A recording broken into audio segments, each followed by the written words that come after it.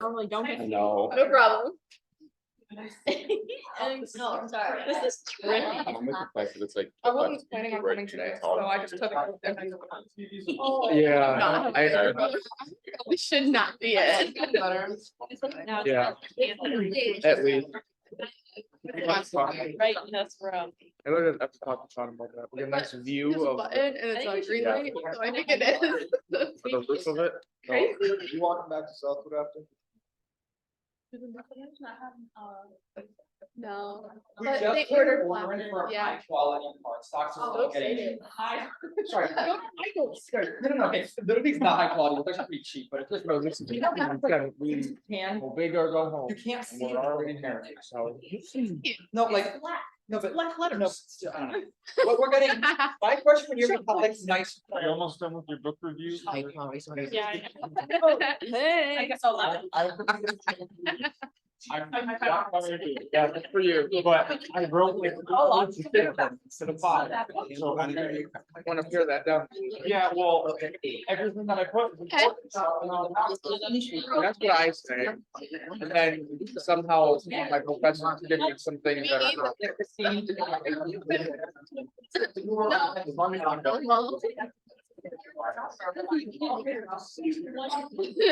I have persistent here.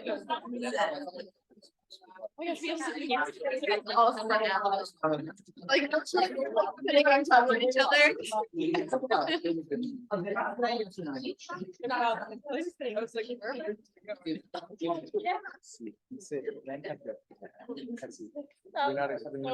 not gonna be here. I don't know why.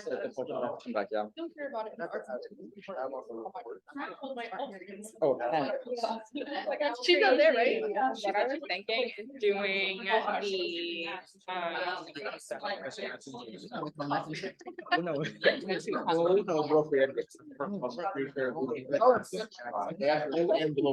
Dash you spring.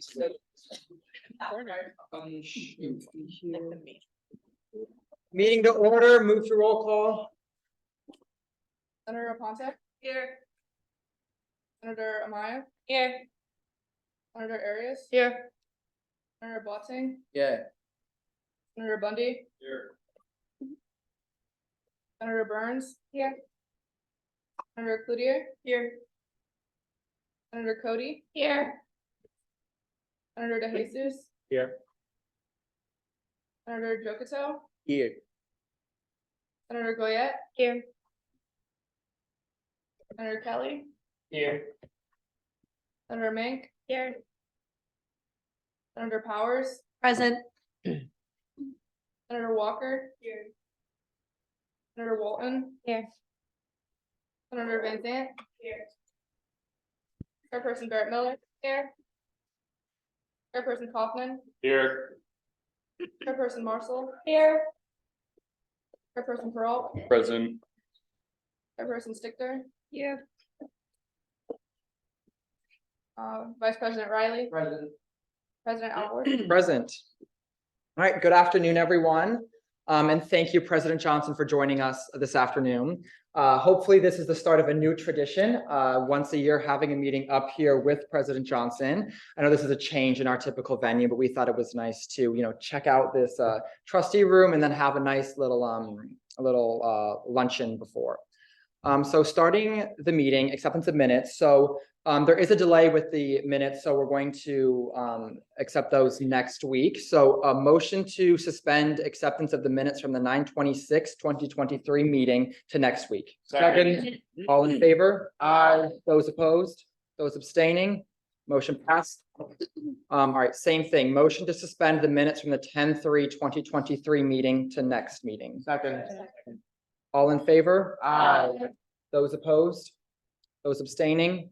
Motion passes. All right, so we will start off with President Johnson. So thank you again for joining us. It's great to have you here. I think it's very important to have a strong relationship with, the president of our university if we have an open dialogue and stuff like that. So I'll allocate about 20 minutes to this welcome. So if you could just start out, introduce yourself for all the new senators and then anything you'd like to say, and then we can move into questions. So thank you. Sure. Thank you, Mr. President, and thank you all for being here and for the work that you do on the Student Senate. I would like for this to be an annual tradition of this meeting every year, being up here in the trustee room, and we provide you with lunch. And if there's any food left over, you can take it with you. It's already paid for, so don't leave anything. We are now in week 8 of the semester, believe it or not, more than halfway through, and it seems to really be flying. We're excited that we're back to what I would call normal now as an institution. I think the possibilities of what we can do together is unlimited. We have a number of things that we're trying to do as we think about advancing the institution. We've gone through a master planning process to look at facilities and a number of things. It hasn't quite been finalized yet, but we hope that in the upcoming months and what have you, we'll be able to share with you some of the results and hopefully a strategic direction in terms of what we would like to do with some of those things. And it ranges from looking at some facilities that are athletic related, recreation related. I'll be in conversation with someone this afternoon about a third party about potentially hotel and housing. There's lots and lots of stuff, academic programs, buildings, facilities. It will not all happen at once. It'll be phased. Generally, a master plan is an outlook over a 10 or 15 year period. And, even if we had all the money in the world, you couldn't do it all in one fell swoop. You would probably do one big project at a time. We will soon be breaking ground on the renovation of the Welcome Center, where we will also be relocating the Career Center there. Sandra and Kevin Delbridge made a significant donation for that renovation. And the thought is with that facility, that would be kind of like the bookends for prospective students. When you come into the Welcome Center, you start out there, you take your campus tour, finish up the campus tour in the Career Center, ultimately to get a job and what have you. And I think that's really, really important, because at the end of the day, what we want to do is to make sure that every student has the ability to get a job and or go to graduate or professional school when they finish. And just so you know, 98% of our most recent graduates have a job and or have gone on to graduate or professional school. So there's a high return on the investment. I'm not going to spend a lot of time talking because I really do want to hear from you. And if you have questions or concerns or things you'd like me to comment about, I'm here. All right, thank you. The floor is open for questions or comments, President Johnson. See some hands. I guess I'll start. Can you talk about, for again, a lot of the newer senators and those senators who don't know, the pillars and the future of your vision for the institution and kind of your priorities for the institution in the coming years? Sure. When we think about the pillars, so we've kind of come up with this mantra of the powerful preparation for the future of work, which I alluded to just a few minutes ago. Is kind of the brand statement, which really stands on 3 pillars: the new traditional university, agile mind education, and personal exploration and growth.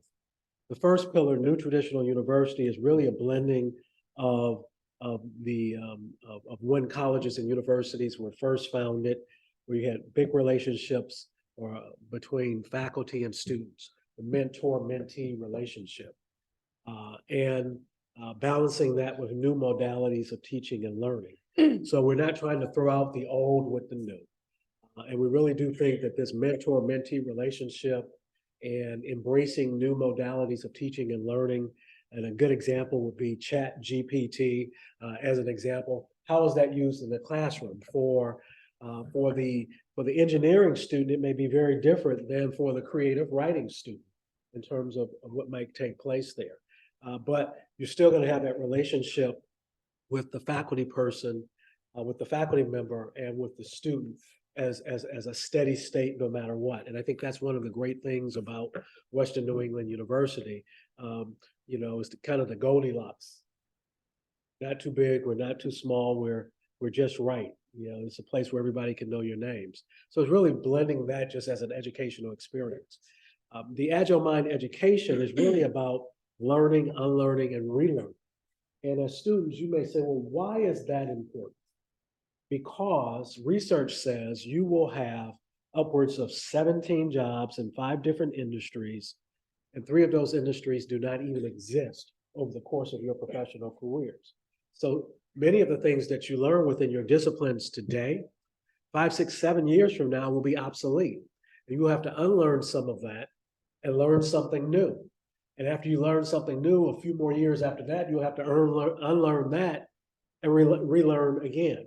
And this notion of an Agile Mind education with the ability to learn, unlearn, and relearn at its core is really about having this mindset of being able to create value, a mindset and a skill set that you can do things that cannot be replicated by a robot, an algorithm, or AI, no matter what. And that you're always thinking about, how do I create more value on whatever job I happen to be on? And then the third one is personal exploration and growth. And that is really the pursuit of your why. So it's not a destination, it's a journey, it's an adventure. What my why was when I was your age was very different by the time I was 30, 40, and very different today. And my why will be different 3, 4, 5, 6 years from now. So if you've ever seen that commercial, Lexus commercial, where they talk about the pursuit of excellence, this is in the pursuit of your why and teaching you the importance of it being an adventure and a journey. So enjoy the ride. All right, the floor remains open for questions. Senator. I received an email earlier, I think, about meetings that you have with students. Could you just touch a little bit more about how involved students get with that and like what kinds of things that they might bring up? So I had one, I've had 1 or 2 already this semester. I think I have another one coming up this week or next. Open office hours for students. Students can come and talk to me about anything. Honestly, the engagement has been relatively low. I think the first 1 or 2 that I've had, each time I may have had maybe 3 or 4 students to show up. And you come in and we can just talk about anything. Or if there's an issue you want to raise, you can raise that. I've tried different things last year, and I really don't know what is the best way to. I do think I know the best way to make myself accessible and available. I really find out more and engage more with students when I walk around like I was today. Sure, attending a meeting like this, hanging out in Starbucks or what have you, without it being quote unquote president's office hours, I'm just there talking to students. Last year we tried a couple of things, where I set up downstairs, but that just seemed kind of inauthentic and disingenuous. So earlier today, I was just wandering around. I was over in the HALC. I was in the campus center, downstairs. So that's best. Now, if you think there's even a better way for me to do it, to engage students. I mean, if there's an issue, yes, we can always talk about that. But I try and be present and just try and hang out and be around. And I don't know if that's sufficient or not. You all are a better judge of that. All right, the floor remains open. I see Vice President and then Senator. You had briefly talked about in your opening remarks about AI, and I just wanted to get, I don't know your personal feelings on it from a university president standpoint, but also just personally. But I know that there are different philosophies that professors have been adopting regarding use of AI in classrooms. And my personal concern with it is that its lack of ability to actually help students develop necessary skills that are going to be useful in industries that you're saying are not even in existence yet. So what is your vision for how to balance student interest, student skills with the rise of AI and specifically ChatGPT in higher education? That is really a good question. So here's my view on it. I think it's here to stay. And I think we have to figure out how to utilize AI as a tool. And I'll give you all an example. Christine and I are old enough that when we were in college, you couldn't take a calculator into a math class, ACT, SAT, or anything, and let alone when smartphones came along, you couldn't use those. And finally, they figured out that it was more, it's simply a tool. And that's what I see AI as. Chat GPT, I went to it, but last academic year when it first came out and said, give me a 300-word speech of introduction for Robert Johnson, president of Western New England.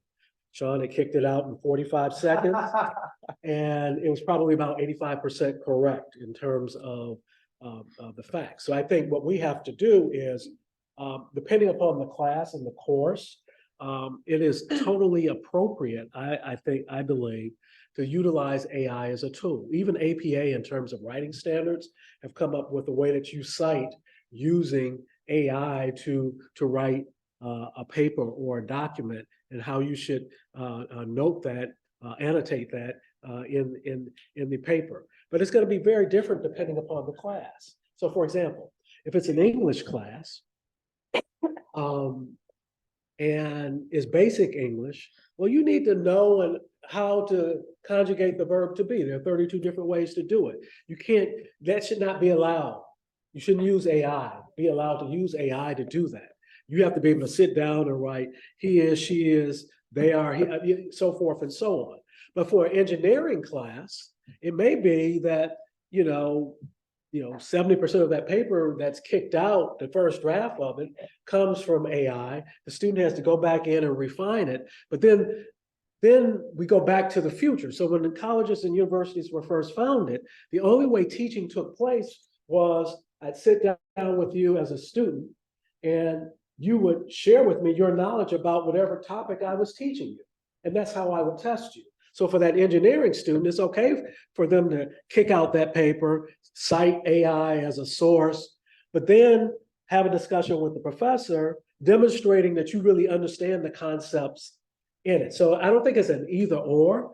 I think we have to find balance within the classroom. I do know that the faculty are trying to work on some guidelines on how and when it can be used within the classroom. Don't know what the outcome is going to be, but 10 years from now, people will be saying, why were they even talking about whether or not you could use AI, to create a paper or write a report? My wife is a senior vice president of human resources, and she was trying to put together a strategic plan.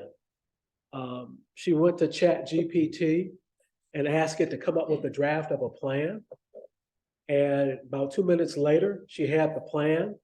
It saved her probably about 4 hours of research. She didn't just take that and say, here it is. She then took it, she understood the culture of the work that she was doing, probably spent another 3 or 4 hours to ultimately come up with the final document. So here you have someone who is a vice president, senior vice president, where normally to have created that same strategic document, it would have taken 8, 9 hours. Now it only took 3 or 4. She can now spend those 4 or 5 or 6 hours to do something else. So I see AI as a tool to make us more effective. Thank you. Yeah. Hand is up.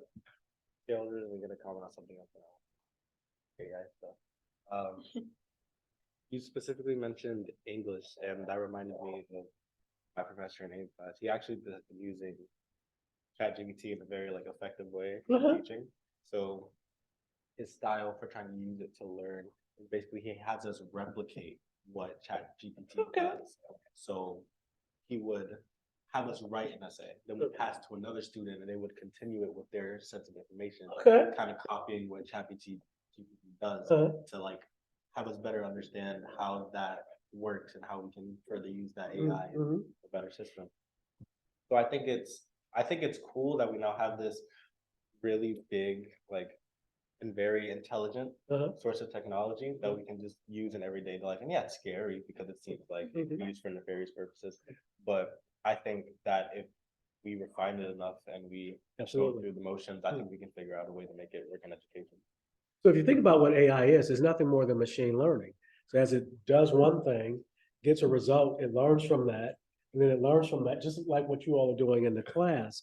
And I think that is a great example of how you utilize this technology as a tool to make you more efficient. So I was talking about math earlier, right? So, if you remember when you were first learning maybe how to do pre-algebra or algebra, or to solve a certain type of equation, your teachers probably in middle school or high school, there was this long way of doing it, and you had to get every step along the way. And once they knew that you understood it, they said, "Now, okay, let me show you the shortcut," right? It's the same thing. It's the same thing. Conceptually, you understand how to do it. Now that you understand how to do it, you use this tool and you're done. I think it's a great tool. All right, the floor remains open. Senator Ponte. So I'm kind of changing the subject here. I'm sorry. You did mention master planning and you mentioned a little bit of the changing of the Welcome Center. I had some concerns of just accessibility on campus in general. Mhm. I have heard through the grapevine that admissions would be moving to the center of that building.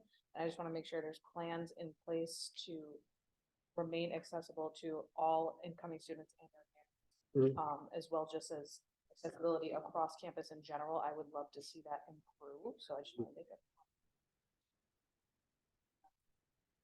Yeah, so a couple of thoughts there.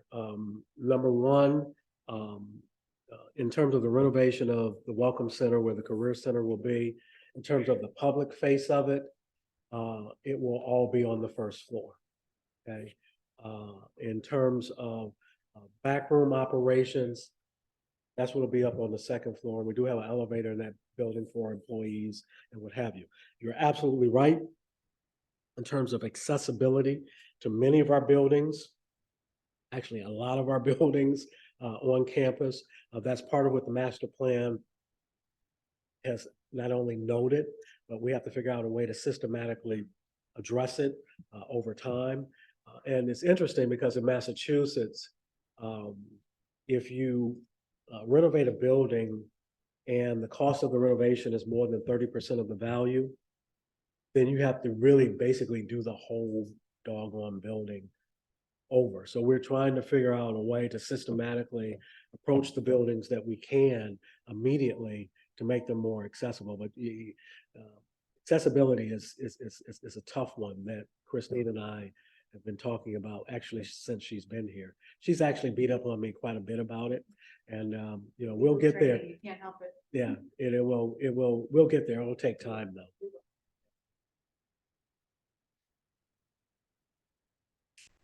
Floor remains open. Yes, Chairperson. I was wondering if you could share a little bit more about the possibilities of Rivers being turned into more engineering space and kind of just what that would look like in terms for the buildings, but also for the clubs where their classroom, like the classrooms are their club rooms. Right. So there has been discussion about that. That's probably 12 to 18 months out. One of the things that would take place is that we programmatically, we would first of all look at every organization that is in there and figure out how we will cascade and move them to a different place. One of the things that will start to happen, for example, over the break is the second floor of the campus center upstairs, the old dining hall. We're going to gut all of that out. And then over the course of the spring, there'll be some renovations spring and summer. And exactly, where the new student space will ultimately be for the students who are in the offices that are over there, that is yet to be determined, but that's part of what we'll be figuring it out. So here's what will happen. Here's what has happened. We're coming to understand how that space will be used, that is Rivers, going forward. We know all of the current offices that are there. We know all the current programs that take place there over the course of any given academic year.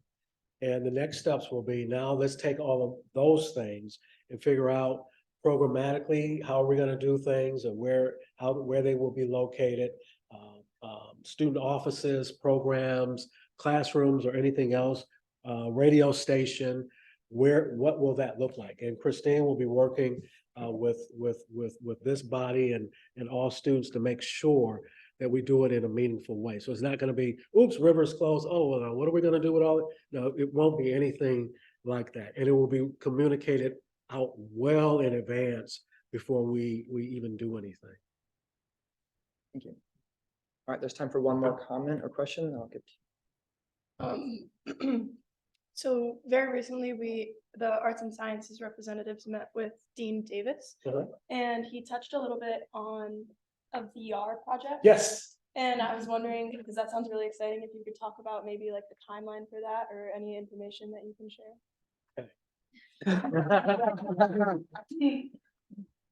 Only for this rule. You're senators, okay? You're sworn to secrecy, right? Yeah, so there is, Live stream. there is.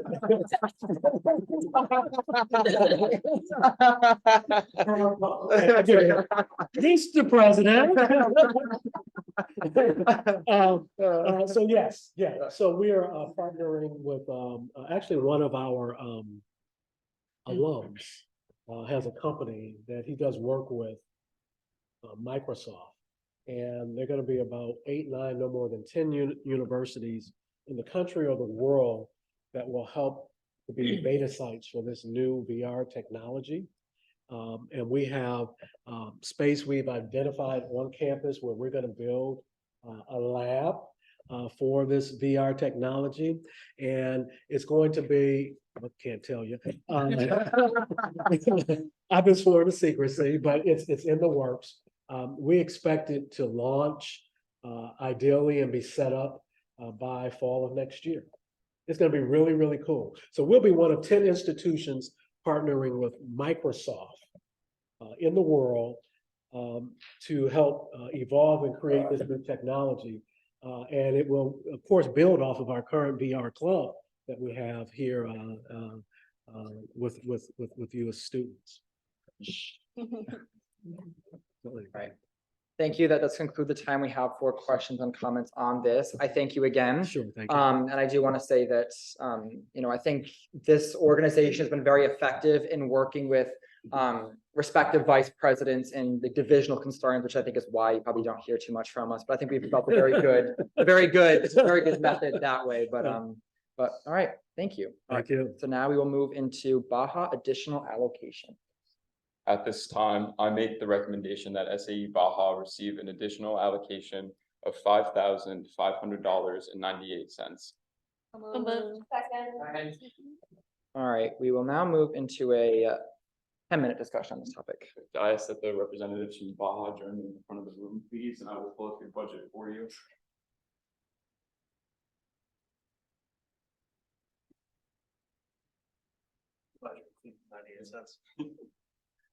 Oh, Nice.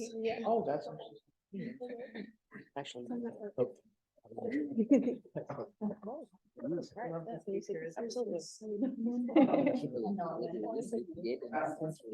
Good seeing the screen.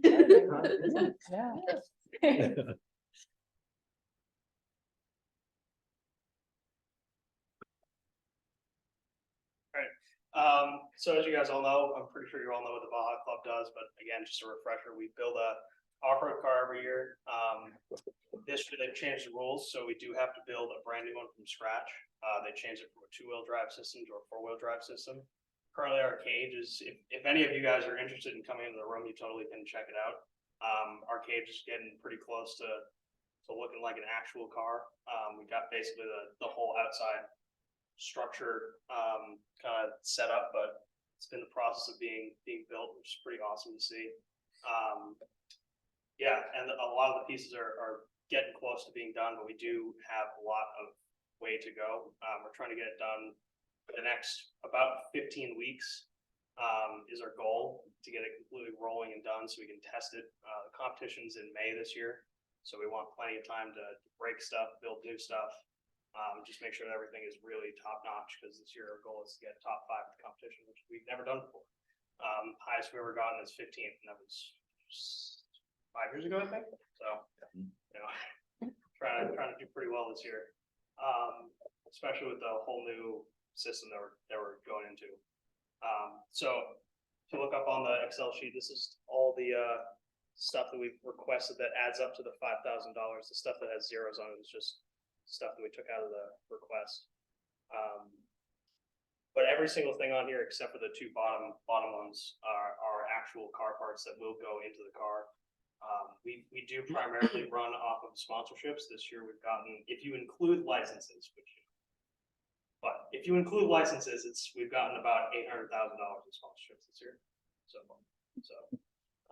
that includes 50 SolveWorks licenses, 10 $30,000 Mastercam licenses, a couple suspension analysis software licenses, which are like 45,000 a piece.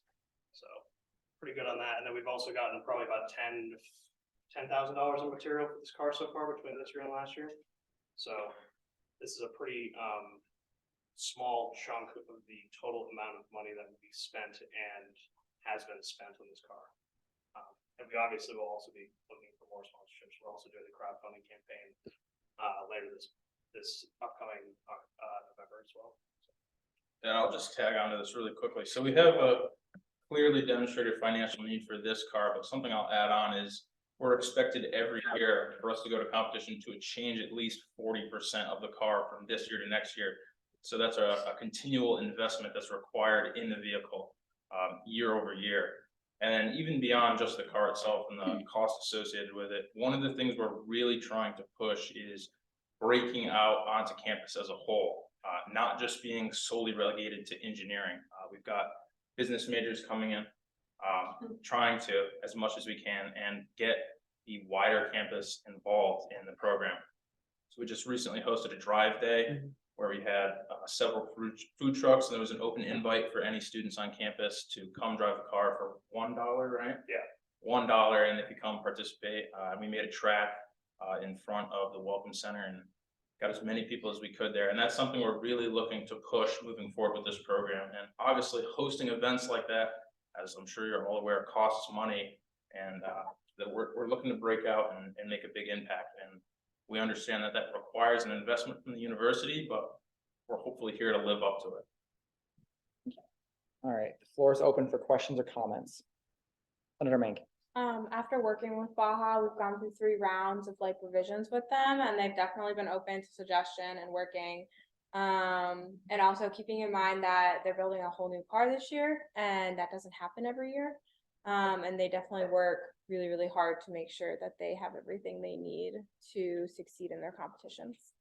Thank you. Other questions or comments? I have a question. What is your typical membership in the club? Right now, we're at about 25 people. Okay. So pretty good. Last year we had 15. The year before that we had 4. So Yes. pretty good. Go on. COVID really hit Yeah. the program hard, and we're trying to rebound from that as quickly as possible. And I'd say based on those numbers, we're doing a pretty good job. For a small school, that's like incredibly high numbers for a Baja team. The other small schools around here have like 10 people. The big schools like RIT have like 100. So, and that's what we're competing up against is RIT, and that schools like that, they usually get top 5. So. Thank you. Another question, follow-up question. So you said each year you have to change about 40% of the cart, right? 40% or more. So as a rough estimate, how much does it typically cost when you change the 40% of the cart? What is the yearly cost? About 8,000. Okay. Yeah. Thank you. The floor remains open for questions or comments. Vice President. I missed the number when you were talking about sponsorships. Can you repeat your sponsorship numbers again? for Yeah, me, please? if you include literally everything that's been donated to us this year and last year, it's probably about $800,000 or $900,000. If you don't include licenses for software, which I mean, it's kind of if you include that or not, but if you don't include that, we're probably at like 25. Thank you. All right, anything from the finance chair? Yeah, just to mention the points that Senator Mank has mentioned, we've been working with Baja for the past couple weeks in order to get this down to an amount that the Finance Committee and Baja was both in agreement on. They've been very flexible and willing to work with us, and we definitely appreciate that.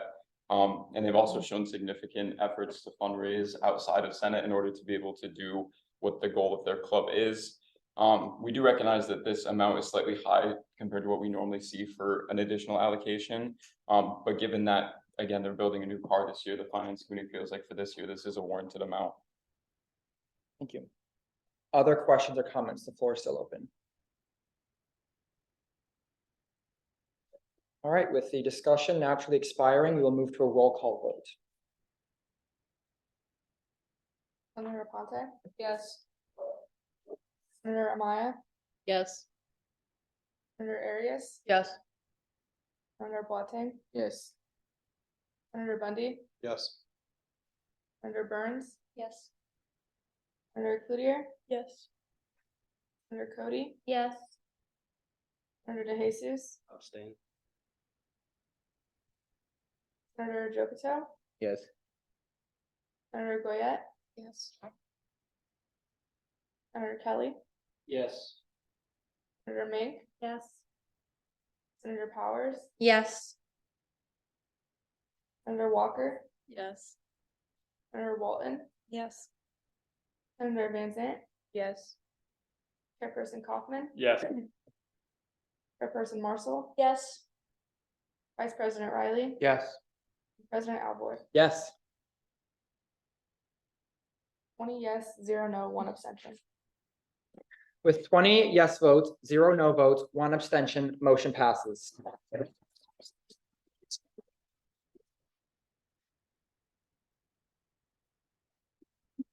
All right, thank you. You're welcome to stay for the rest of the meeting. You're feel free to head out. Thank you. Thank you. All right, moving into level D budget approval, starting with stageless players. At this time, I make the recommendation that stageless players receive an allocation of $18,245. Second. We'll move to a 10-minute discussion on this topic.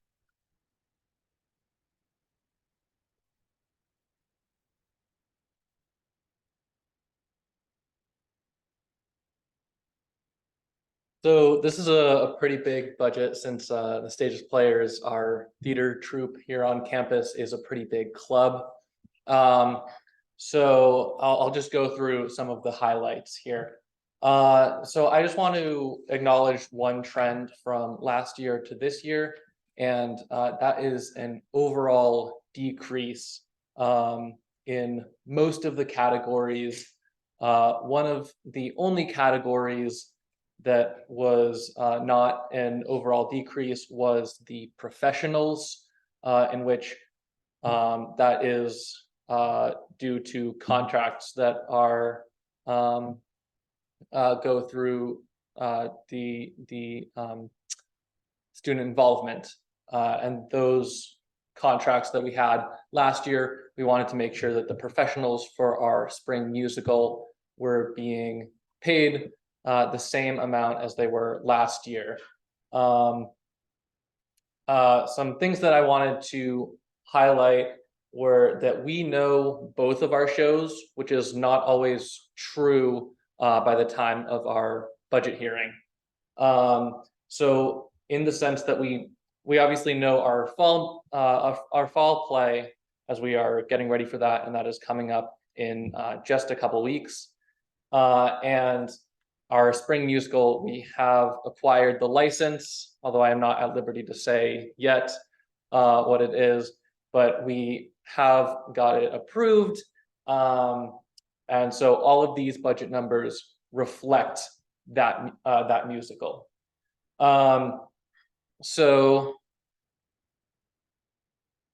here we have our final budget number of $19,295. And there was a lot of adjustment from last year to this year that went into this, because there was a huge shift in Stageless last year, in that we got the professionals, the aforementioned professionals, to come and help us with financial efficiency. And that was a huge help, that we put on the most technically advanced show that we have put on in recent years, and for a decreased budget. Pre-COVID, we had been looking at around a $27,000 budget, and last year our professionals were still significantly under budget, with only a $21,000 budget. So that is why I have decreased from 21,000 to just over 19,000. But there are some non-negotiable things in this budget that have to be paid, such as licensing and contracts that have already been in the works.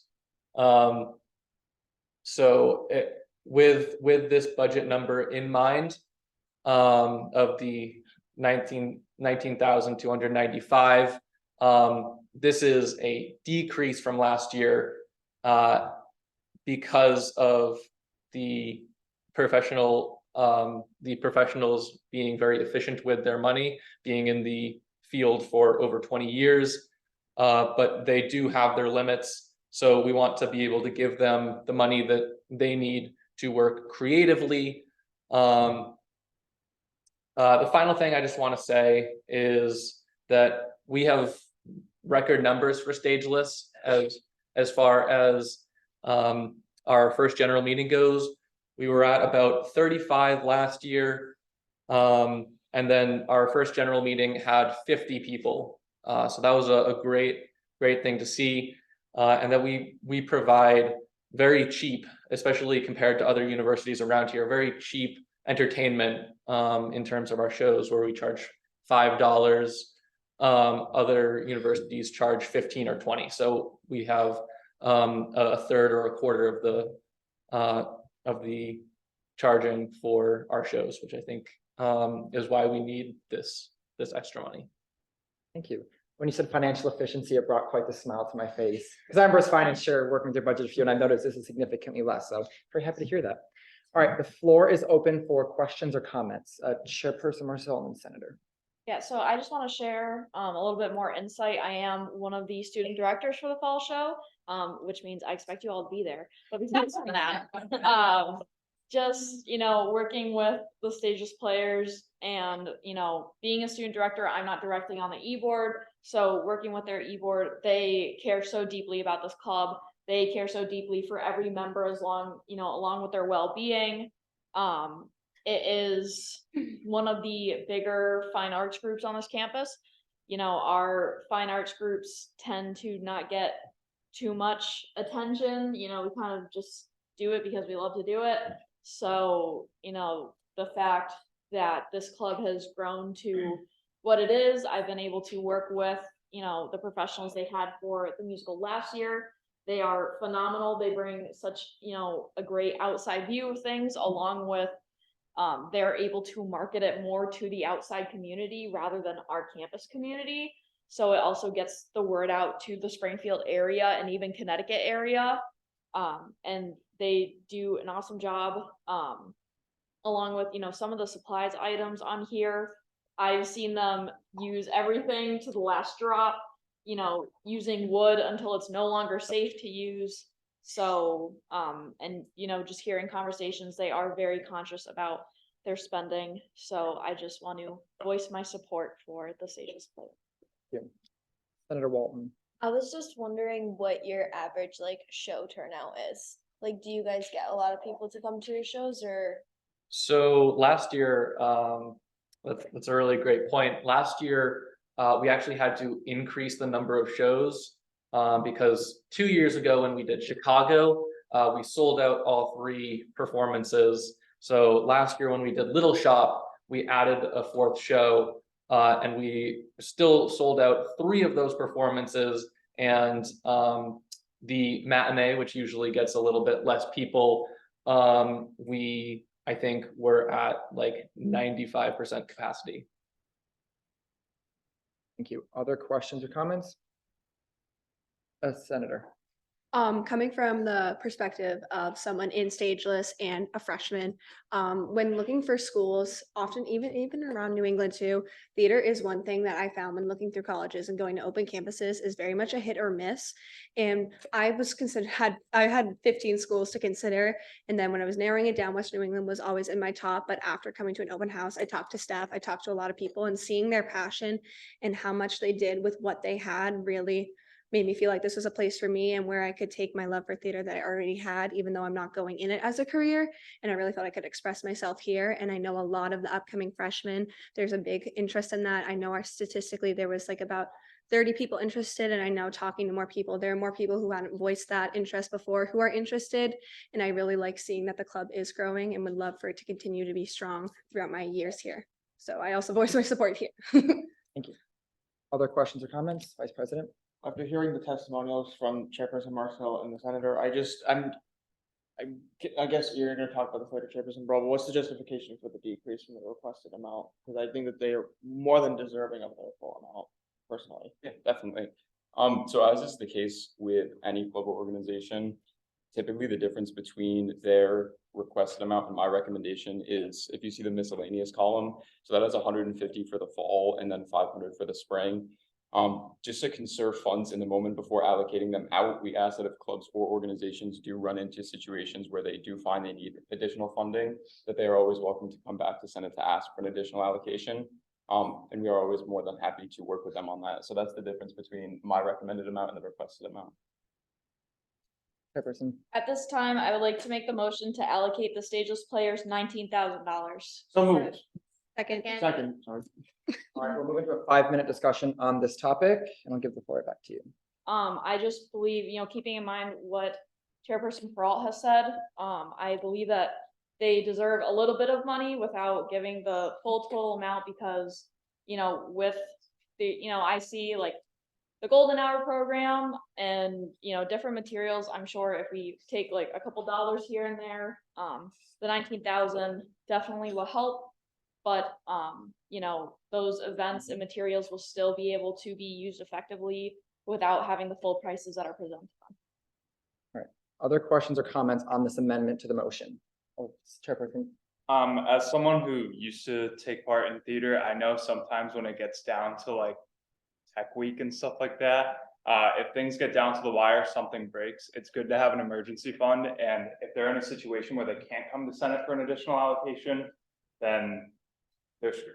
So it's definitely important that they do have some miscellaneous money to play with. And I agree with the motion. Other questions or comments on this discussion?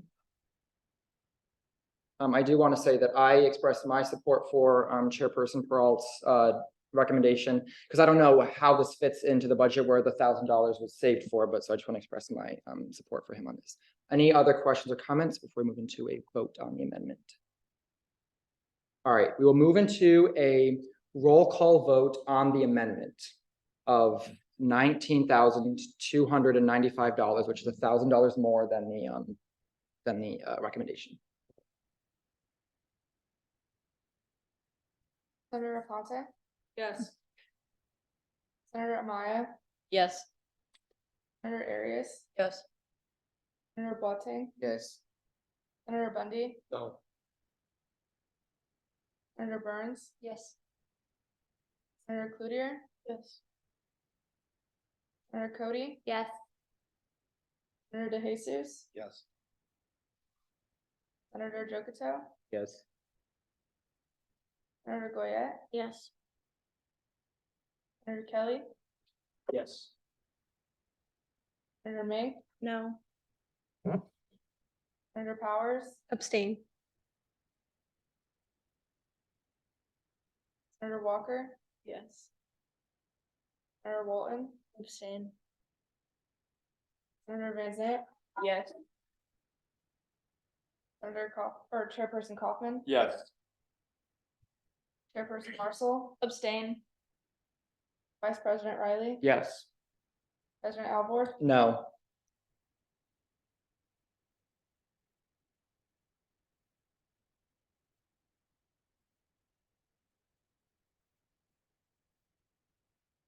yes, 3 no, and 3 abstentions. All right, with 3 yes votes, sorry. No, sorry, can't do that, sorry. Oh my goodness. To clarify, I said 15 yes votes, right? Yeah. Sorry, I think, yeah, with 15 yes votes, 3 no votes, and 3 abstentions, amendment passes.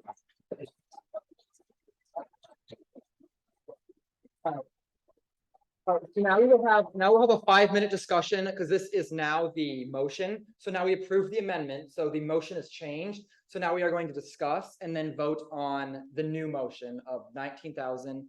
I gotta make sure I get my numbers correct here. Okay, the floor is open for discussion. All right. Oh, yes, Chairperson. I just would like to emphasize again the fact that, you know, we have a lot of clubs here who receive very high budgets. Our performing arts groups don't always receive a lot. But I think, you know, what people don't see a lot of the times is how disheartened people get when they get here. And we don't have the resources that other schools have. And that's something that hurts Western New England in the long run. When it comes to, you know, we have so many sports teams, everyone gets to go to the sports teams and be with people who, you know, they truly care about, and, you know, the performing arts deserve the same amount of attention. All right, thank you. Any other questions or comments on this? All right, we'll now move in, oh, yes. Senator. We'll go, Senator and then. Just adding on like an emergency fund, like we can't always set up the night before a show and be like, oh, we need some more money. Also, this is also a lower ask from last year. And if there was somehow leftover money, it's not going to get blown on something random. It would be either utilized next year or an investment into the club as a whole. Like maybe one day we'll get a stage if we just keep saving up. You never know, something like that. Thank you. Last comment or question from Senator. Cody. I just think Or that sorry. as Senate, we have recently given a lot of money to the athletics, so I think that we should also show our support to the arts and contribute to them. Thank you. We will now move to a roll call vote.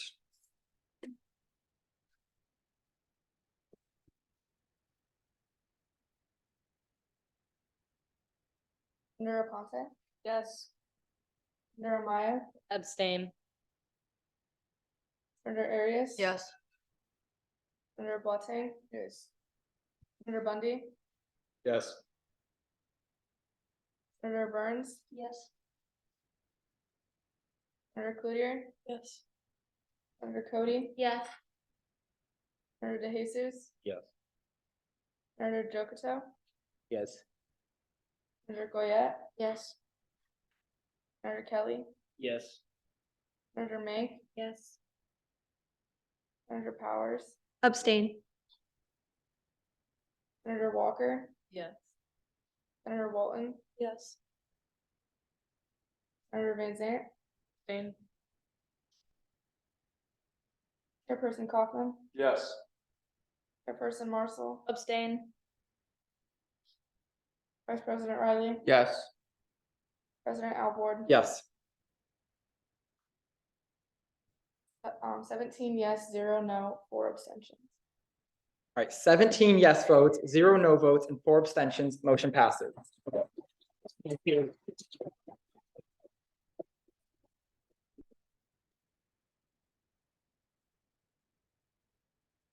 It's funny because the exact same thing happened last year. I remember I made a recommendation and then it was amended up, so. So you're the notorious for this. Thank you. All right, have a nice day. Good luck with everything. All right, moving into cupola budget. At this time, I make the recommendation that Cupola receive an allocation of $49,471. So moved. Second. All right, in the interest of time, we'll move into a 5-minute discussion on this topic. Was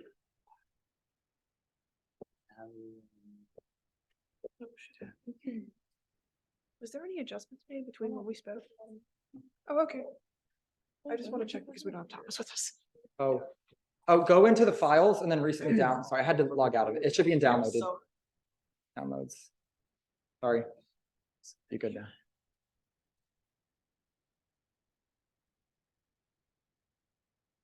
So our budget is pretty much in line with what we generally request from the Student Senate. The primary amount of our budget is required to fill the Jostens contract for our 500 yearbooks. We get 500 hard copy or hardcover yearbooks. They're about 150 pages. We did ask for a little bit more money than we typically do because we've been helping out with some other events that we have not helped out with in the past, whereas we have typically only helped out with Valentine's Day. This year, we are trying to start a new annual event that is a multi-club collaboration called the Spooky Spectacular. We are hoping to make this an annual event, but we are starting it with its inaugural event October 30th. We helped out with Mario Party last Saturday. We did the Shy Guy Says event for any of you that were there. We're going to continue to do Valentine's Day, and as per our usual assistance with Bold Media, we will be giving them some money for both the Bold Media competition, I forgot what it's called, and also what is it called, Fall Crawl on Thursday. But we also have $1,500 set aside for our distribution event, in which we give our yearbooks to the general campus. That'll be November 2nd from 12:30 to 2. Most of that money, we might come to Senate for a little bit more, is going towards a food truck. Right now, we're looking at fried dough. So that is the general gist of our budget. The rest of the miscellaneous stuff is just stuff that we feel we need to have, like the phone bill. We can't get rid of that, sorry. But we're hoping to make some money back with parent ads. I know my mom was able to put the parent ads up on the 2025 Facebook group, but I have not been able to get a hold of Lara to put them on the others. So we are still working on getting that out to the general public so that we can start getting more revenue back into our pockets. That is all we have to say. Thank you. All right, the floor is open to questions or comments. Senator Cody. So for seniors, when do you distribute them? When do you distribute yearbooks to seniors?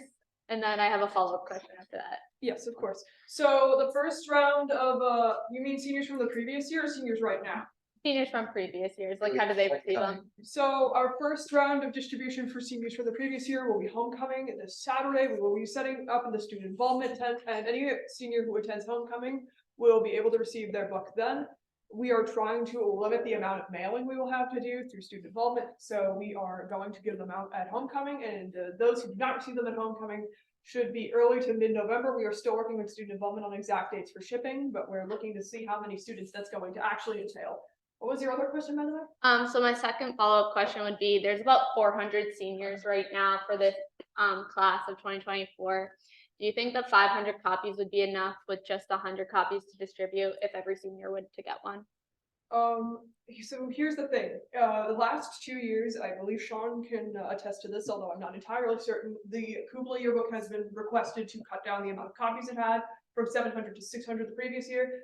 Or the first year, and then from 600 to 500 the second year. We do not believe as a club or organization that this is enough for us, but we have also not been looking to play with the fire of student senate, because we are at a point where we just kind of want to, we're at a point where we just kind of want to get it approved. I mean, if you guys want to give us more money to get more books, we would really, really appreciate that. I didn't feel like pushing too hard with Noah, because we had to wait 3 weeks to schedule our meeting so that our times all aligns together. No fault to Senator Peralt.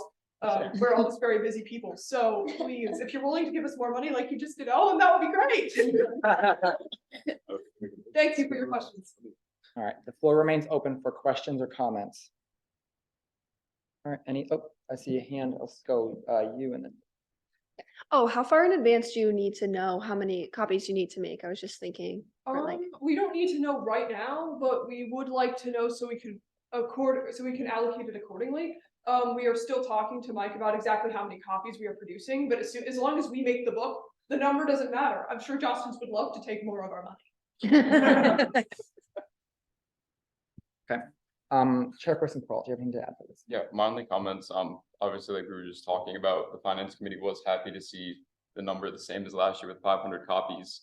And additionally, we were also happy to see that Cupola wanted to do, and thankfully this year is able to do just more than their main events and kind of expanding out a little bit. The budget overall is only about $600 more than last year, and it's mainly for those additional events that they weren't able to do in the past.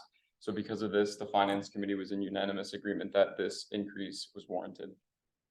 All right, thank you. There's time for one more. Oh, yes. May I ask a question? Yes. Would student senate or the finance committee be open to potentially giving us an additional allocation for more books? Like, is that on the table? I would be interested in setting up a meeting with you if that situation were to arise, but at this moment, I would not make that recommendation, no. Okay. All right, any final questions or comments? Have one time for one more if there exists one. All right, we'll now move to a roll call vote.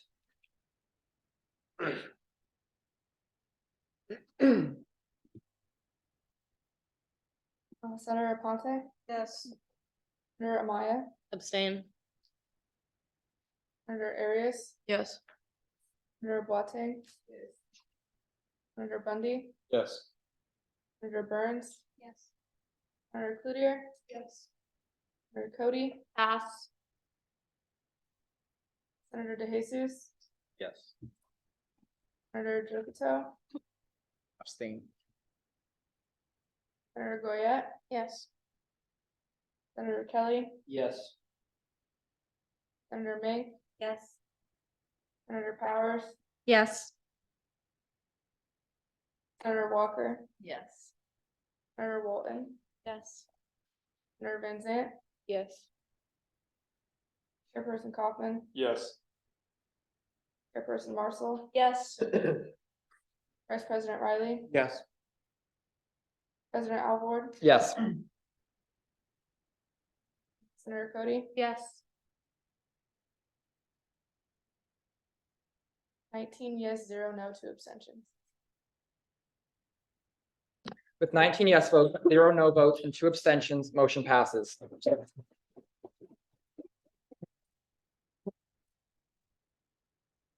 Move to visitors' comments. Are there any comments from our visitors? I have some very lengthy.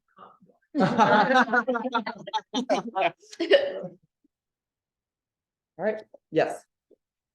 Wondering if we could maybe get on the agenda, food committee. Okay. We have not had that. Okay, perfect. Yes, I'll look into that and we will discuss that for next week. All right, thank you. Final call for guest comments. All right, thank you. Moving into committee reports, starting with academic secretary. Our academic secretary is not here, but her report will be in the minutes. Move to finance committee. Yes, in the interest of time, I also ask that you check the minutes, which will be reflective of my report. And I did receive 2 more activation packets for clubs and orgs. So at this time, I would like to make the recommendation that VRAR receive an allocation of $500. So moved. Second. All right, any questions or comments about this routine thing we do every week? All right, perfect. All in favor? Those opposed? Those abstaining? Motion passes. And then lastly, at this time, I make the recommendation that the commuter council receive an allocation of $1,500. So moved. Second. Any questions or comments about this? All right, all in favor? Those opposed? Those abstaining? Motion passes. We're gonna clap, we gotta go on. And that is all for this time. Perfect. All right, legislative committee. I ask that you refer to the minutes. All right, thank you. Campus relations committee. We are so close for the pavilion, so stay updated. I'll be texting in the group chat about updates for that. Thank you. Public relations. The only thing I have coming up is a Thanksgiving food drive. We partner with Public Safety to help the local community with non-perishables. There's limited edition fair trading cards, and it's exactly a month from today. So check my report in the minutes for the rest. All right, thank you. Campus activities board. You can check my report for the comments, but just a general update is we had an interview move for the traditions chair, so hopefully the traditions chair will be announced this week, and then we have fall crawl this Thursday and homecoming Friday and Saturday. Thank you. All right, thank you. Health and wellness. The center is partnering with CVS for a flu and COVID booster clinic. It is October 18th and 26th from 10 to 1 in CSP 201. And you just need to bring your insurance card and a photo ID, and there's no copay, it's just charged to your insurance. All right, thank you. All right, moving to representative reports. Just as a heads up, I know we are coming close on time. If I could just ask you all to say to 1:55, we'll have a hard stop there. Okay, starting with College of Business. Just one quick update. After meeting with Dean Walker, they're putting together a golfing event for the freshmen in the spring because, in her professional opinion, if College of Business students don't know how to play golf, they can't do business. I need to go and play golf. All right. College of Arts and Sciences. We recently met with Dean Davis and established bi-weekly meetings, which is exciting because we're all new senators. We haven't made that connection yet. He asked us to make it clear to Senate that he's always available for questions, concerns, and as a resource. Well, we also reached out to Jonathan Beagle, the new chairperson for Outside and the Williams. He expressed to us that he's trying to keep the flow of the classes consistent with the absence of Williams, even though Williams is now going to online, and Mendel his class has been dispersed between Ursulati, Dr. Roger Powell, and Peter Fairman. Yeah, it's specified in our report, but he made it clear that students wouldn't feel as much of an effect, and Professor Williams will be returning next week. Perfect. Thank you for looking into that. I've heard a lot of concern about the poli-sci department, and so thank you for looking into that. All right, move to College of Engineering. Unfortunately, our rep could not be here today because of the engineering symposium. All right, College of Pharmacy and Health Sciences. We do not have a representative for that position, but does anyone have anything for Pharmacy and Health Sciences? All right, move to Senator at Large.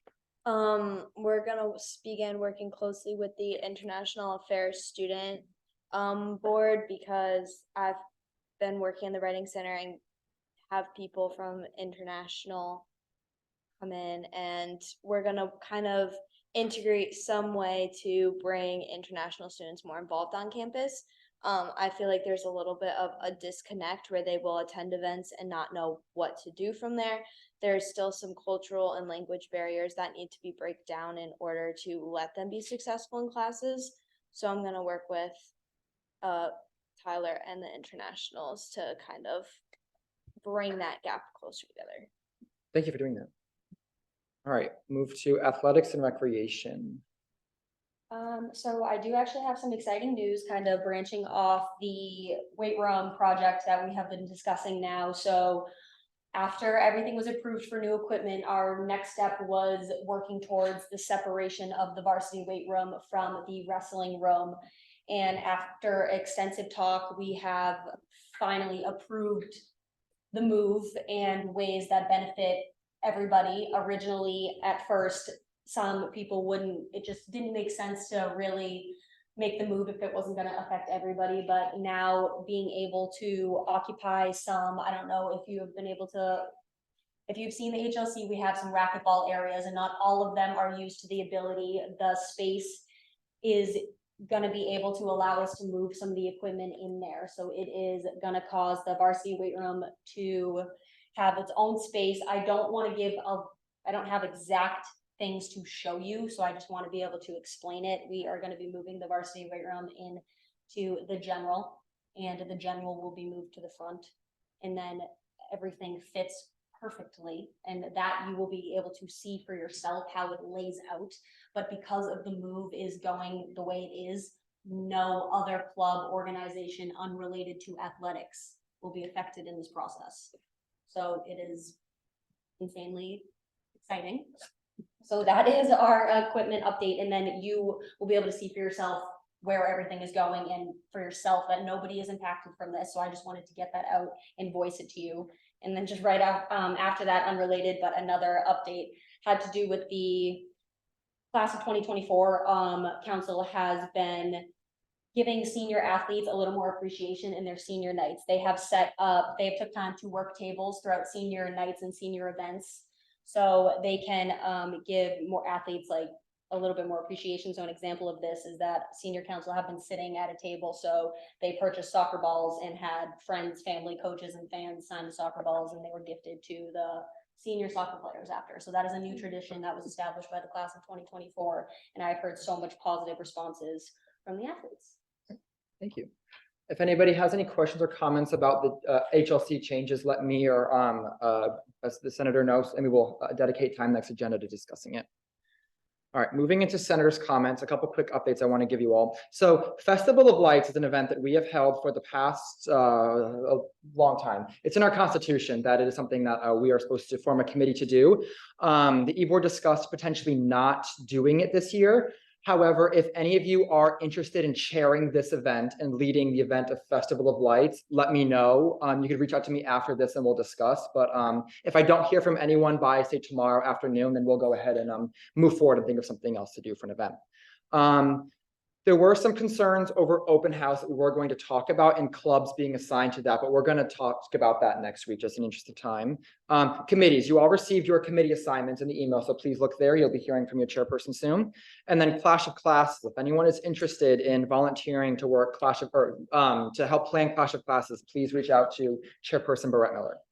Is there anything anyone has for senators' comments? Yes. Okay, resident representative doesn't have report this week, but last week individual received an email about mold poisoning in individual rooms, and we are concerned about it. We are have in touch with resident life and housekeeping, still finding solution to it and finding report to it. So next week we will come with reports, and we want to say we are concerned about our students, police, and also concerned about our health. Okay, thank you. I'll make that an agenda item next week and we'll figure out who to bring in to discuss that. But thank you for bringing that up. That's very important. Perfect. All right, any final senators' comments? All right, motion to adjourn. Second. All in favor? Aye. Those opposed? Those abstaining? Motion passes. We can adjourn. You're welcome. Oh, I know. Oh, I know, it happens.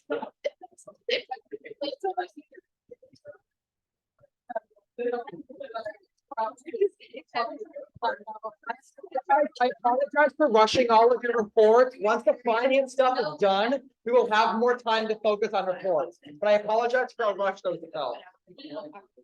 I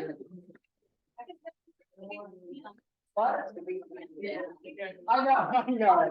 It's kind of like, I know, I'm running through. I almost forgot to thank you. That's okay. Oh, yeah. I also.